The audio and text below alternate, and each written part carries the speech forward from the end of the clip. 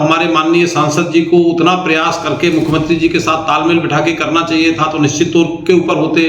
और जिन लोगों की जिम्मेदारी थी इस चीज़ों को ठीक करने की, यदि वो समय रहते उसको ठीक कर लेते, तब भी ये दुर्घटना नहीं होती, यहाँ से विपक्ष का विधायक नहीं बनता। देखिए, जो एम्स का मामला है, वो एम्स का मामला सब लोगों के सामूहिक प्रयास के कारण से आया। कोई एक आदमी उसका क्रेडिट लेना चाहे तो वो ठीक नहीं है। अब पार्टी ने हाथी को टिकट नहीं दिया, इनको टिकट। ये हार हमारे साथियों की वजह से इतनी नहीं हुई जितनी बीजेपी के अंदर जयचंद लोग ने उन्होंने हमारी करवा दी। मैं फैसले बात कहना चाहता हूँ, मोदी तुमसे बैर नहीं, इंद्रजीत तेरी खैर।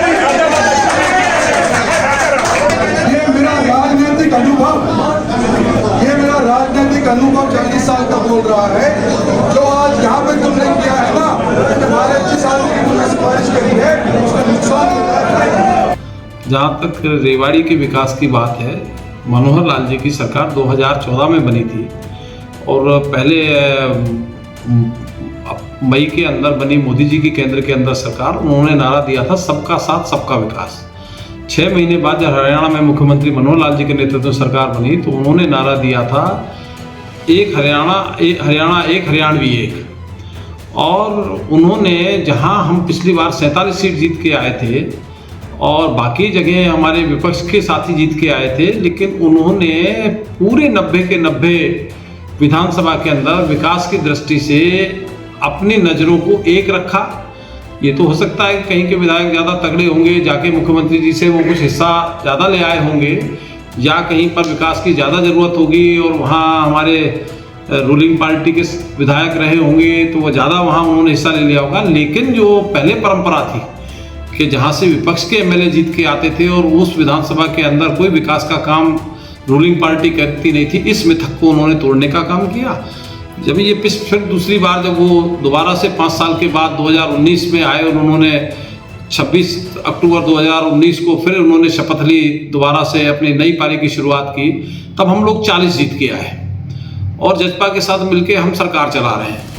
7 के लगभग हमें निर्दलीय विधायकों का भी समर्थन है, तो यानी कुल मिला के 57 लोग, जो पिछली बार हम 47 थे, इस बार 57 विधानसभा में सदस्य हमारे हैं। एक संख्या और अभी बॉबी बिश्नोई के आने से बढ़ गई तो 58 हो गए।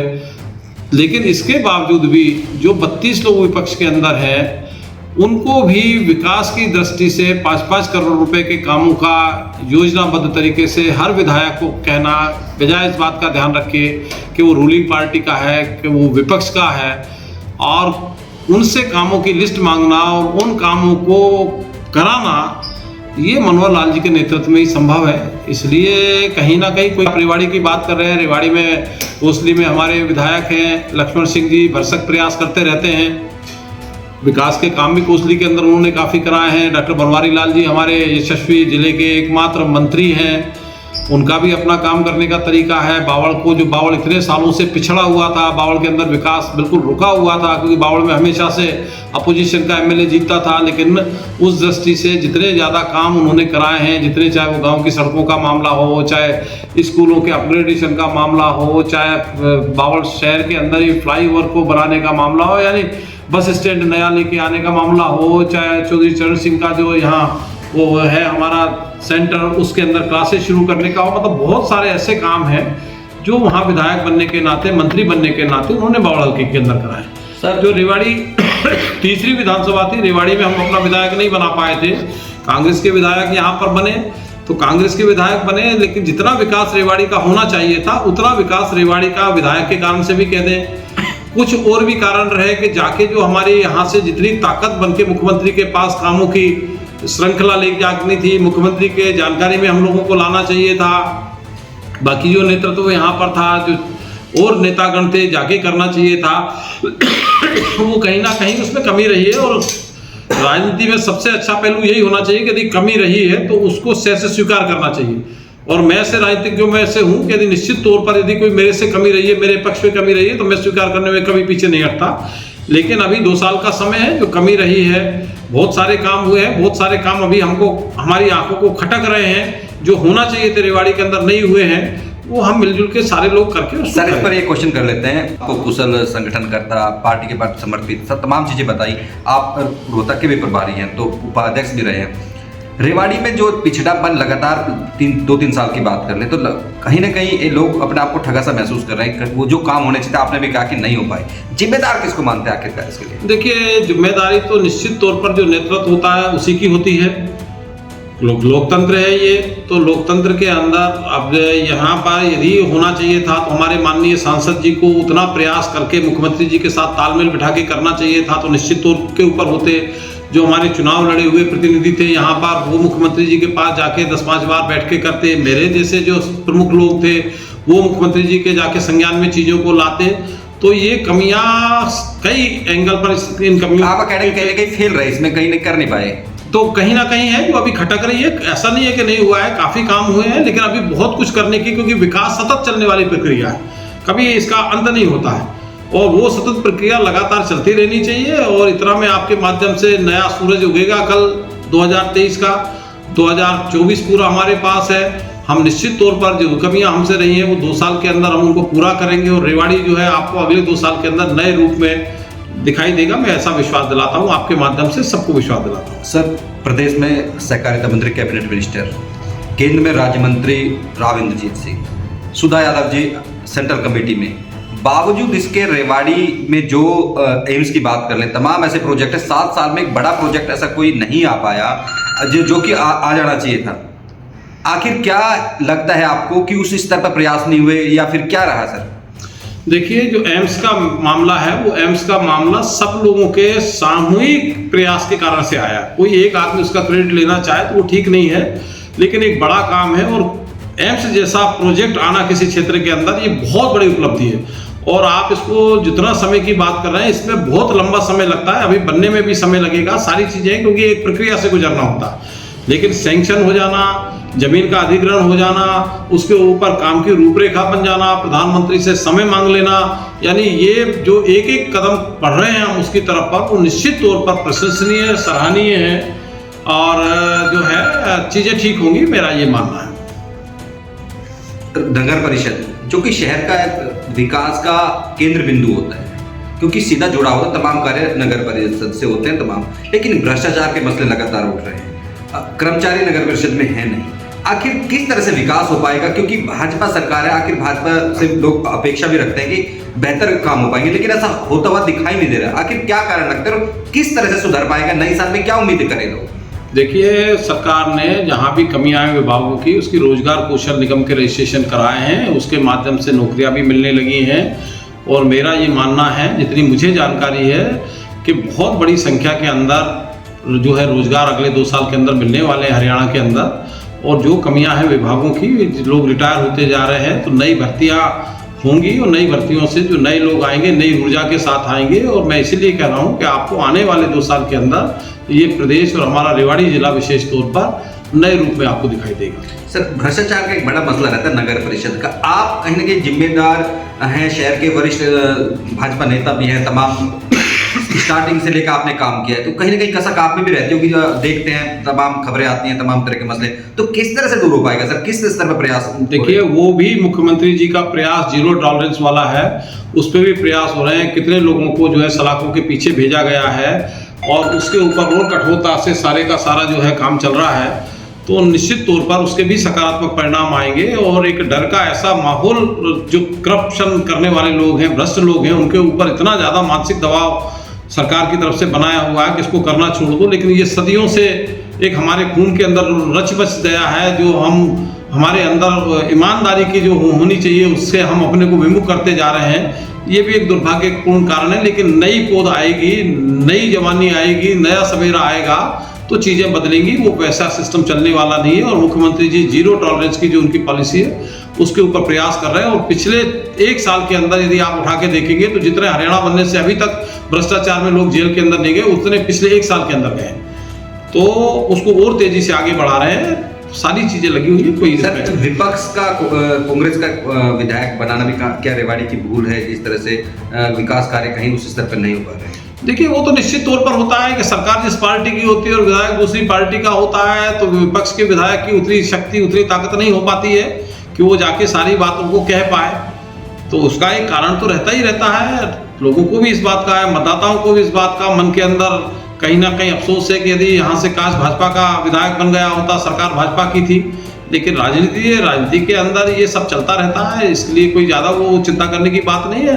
मुख्यमंत्री जी की नजर लकीर धनखड़ साहब ने भी जिक्र किया कि भाजपा का जो समर्पित कार्यकर्ता होता है उसको एक घटना से नहीं आंक सकते, वो कहीं ना कहीं बड़ी गहराई होती है। एक घटना हुई 2019 में विधानसभा चुनाव के दौरान, क्या उस घटना को भूल मानते हैं रेवाड़ी के लिए, या क्या किस तरह से देखते हैं सर? क्योंकि 23 में आप जा रहे हैं, कहीं ना कहीं जो बुरी चीजें से भुलाना भी चाहेंगे, तो उसको घटना को किस तरह से नहीं, आप जिस घटना की बात कर रहे हैं, चुनाव के समय की घटना की बात कर रहे हैं, तो कई बार जाने में अनजाने में कई बार ऐसी कुछ परिस्थितियां बन जाती हैं जो टाली जा सकती थी, लेकिन क्षणिक ऐसे कुछ आ जाते हैं क्षण, जिनके कारण से कई बार दुर्घटनाएं वो क्षणों में होती है ना, तो वो भी एक राजनीतिक दुर्घटना थी। और वो दुर्घटना नहीं होती, वो तो होती तो निश्चित तौर पर यहाँ का परिणाम सुखद रहता, मैं खुद मानता हूँ। और जिन लोगों की जिम्मेदारी थी इस चीज़ों को ठीक करने की, यदि वो समय रहते उसको ठीक कर लेते, तब भी ये दुर्घटना नहीं होती, यहाँ से विपक्ष का विधायक नहीं बनता।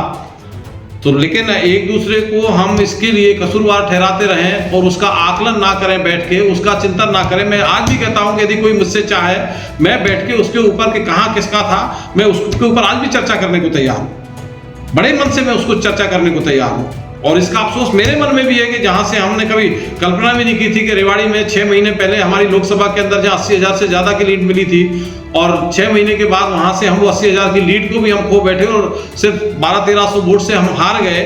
तो ये पार्टी के लिए भी एक बड़ा नुकसानदायक मामला था।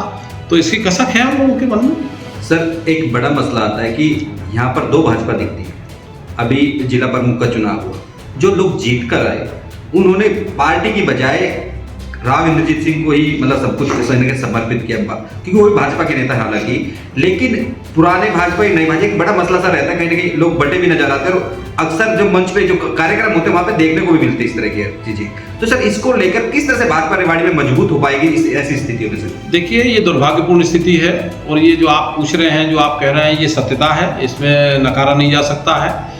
क्योंकि हम लोगों ने जो संगठन में रह के जीवन लगाया है, इतना लंबे समय पारी के लिए, हम संगठन के बाहर की बात सोच नहीं सकते, हम व्यक्ति विशेष के साथ जाके राजनीति नहीं कर सकते। लेकिन जो लोग भाजपा में नहीं रहे, जो व्यक्ति विशेष को ही अपना सब कुछ मानते के साथ भाजपा के अंदर आए हैं, तो उनके लिए वो व्यक्ति विशेष प्रमुख है, भाजपा द्वितीय चरण पर है, इसलिए ये परिस्थितियां बनी हुई हैं। तो जिन्होंने अपने को वहाँ पार्टी से अलग रखा हुआ है, ये आकलन, ये चिंतन, ये निर्णय, ये आत्मविलोचन करने की आवश्यकता उनको है कि कैसे आज हमको इतने साल पार्टी के अंदर 8 साल के लगभग हो गए, और हम आज तक भी पार्टी को में लेके अपने आप को ग्रुप का कहते हैं, हम पार्टी का नहीं कह पाते हैं, या कार्यकर्ता भी अपने को उस ग्रुप के साथ कहते हैं, पार्टी का संगठन का नहीं कह पाते हैं। तो इसके कारण से नुकसान हुआ है, और आगे भी ये नुकसान ना हो, ये प्रदेश नेतृत्व को भी संभालना चाहिए, और जो इस तरीके का काम करते हैं उनको भी अपना आत्म विवेचन करना चाहिए कि क्या ये ठीक है, क्या पार्टी के स्वास्थ्य के लिए ठीक है, क्या ये आपके अपनी राजनीतिक भविष्य के लिए ठीक है। ये आकलन करेंगे तो चीजें ठीक होंगी, मेरा ये मानना है। सर, तमाम बातें हुई, आपको सरकार ने हरको बैंक का चेयरमैन बनाया है, अब कहीं ना कहीं बदलाव भी किया है, तो अपनी स्थिति है सर किस तरह से देखते हैं? जिस तरह से 2 साल आप हरको बैंक चेयरमैन रहे, कहीं ना कहीं सवाल भी उठाए गए कुछ लोगों की ओर से, जब आप हरको बैंक चेयरमैन बनाएंगे तो अब अपनी स्थिति को कहाँ पर पाते हैं? और डॉक्टर अरविंद किस तरह से अपना फ्यूचर? देखिए, हम लोग अपने फ्यूचर के, जब हम लोगों ने राजनीति में काम करना शुरू किया था, जब हम लोग कभी जीवन में हमने पार्टी के अंदर, राजनीति के अंदर असंतुष्ट होना नहीं सीखा। हम हमेशा हर हाल के अंदर संतुष्ट थे, और संतुष्ट होकर ही हमने अपनी राजनीतिक पारी शुरू की थी।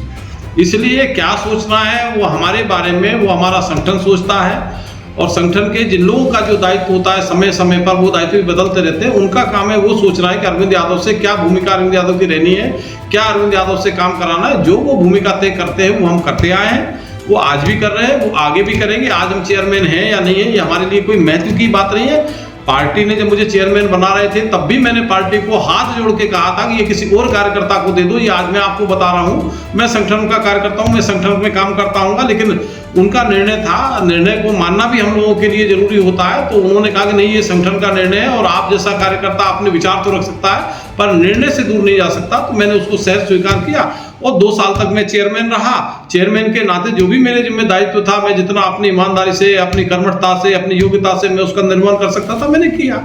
पार्टी ने इसके बाद अब मेरे एक छोटे भाई की तरह हुकम सिंह भाटी को बना दिया, मैंने उसको बधाई दी, बड़े मन से बधाई दी कि उसके उज्जवल भविष्य की मैंने कामना की। तो ये हम सब लोग ये माना जाए सर संगठन में या कोई बड़ी जिम्मेदारी डॉक्टर साहब को मिलने वाली ये भी निर्णय संगठन का काम है। वो बड़ी देंगे, छोटी देंगे नहीं देंगे, ये मेरा विषय नहीं है। ये संगठन में निर्णय करने वालों का विषय है। और हम लोगों ने यही अपनी पाठशाला में सीखा है कि जो निर्णय हमारे लिए होता है वो सब अच्छा होता है। हमारे लिए बड़ा छोटा कोई निर्णय नहीं होता, जो भी निर्णय होता है वो हमारे लिए बड़ा ही निर्णय होता है। और हम उसको बड़े छोटे में कभी नहीं आंकते हैं। हम उस निर्णय को अपने लिए सहज स्वीकार करके बड़े मन से उस काम में धुनी की तरह लग जाते हैं। जैसा उस दिन धनखड़ जी ने भी कहा कि हम अपने काम में अपने उसमें 100% देने का हमारा प्रयास रहता है। तो ये सारी बात। सर एक गुट की ओर से कहा जा रहा है कि जो गुट ने विरोध किया था आपका चेयरमैन बनने को लेकर कि देरी से सही लेकिन वो कामयाब जरूर हो गए, आपको हरको बैंक से चेयरमैन से हटवा दिया गया। इसको लेकर सर चलो, नए साल पर मैं उनको अपनी शुभकामनाएं देता हूँ। उनको मैं ईश्वर से प्रार्थना करता हूँ कि इतनी शक्ति दे, इतना सामर्थ्यवान दे कि वो जो और कोई मुझे दायित्व मिले उसका भी वो। क्या संदेश है कि कोविड से उभरे हैं लोग, पहली बार न्यू ईयर कोविड से बाहर आकर मना रहे हैं, क्या कहेंगे सर? मैंने कहा कि मैं नव वर्ष पे सबकी मंगल कामनाओं की शुभकामना करता हूँ। सब स्वस्थ रहें, मस्त रहें। मेरा हरियाणा जो है पूरी ताकत के साथ, पूरी ऊर्जा के साथ जो नई दिशा पूरे प्रदेशों को, हिंदुस्तान के दूसरे प्रदेशों को अपनी योजनाओं के माध्यम से अपनी, चाहे वो परिवार पहचान पत्र की हो, चाहे ट्रांसफर पॉलिसी की हो, चाहे अंत्योदय की हो, जिन दूसरे लोग जो प्रेरणा ले रहे हैं तो उन सब की प्रेरणा के लिए इतना सक्षम बनाए। हमारी सरकार इतना काम आम लोगों के लिए करे। जो एक सपना मुख्यमंत्री जी का है कि अंतिम पायदान पर खड़े व्यक्ति के जीवन के अंदर कैसे रोशनी आए, कैसे वो अपने आप को समाज के दूसरे वर्गों के बराबर आके खड़ा कर सके, ये प्रयास निश्चित तौर पर सरकार करती रहेगी। उसके परिणाम भी सुखद आएंगे।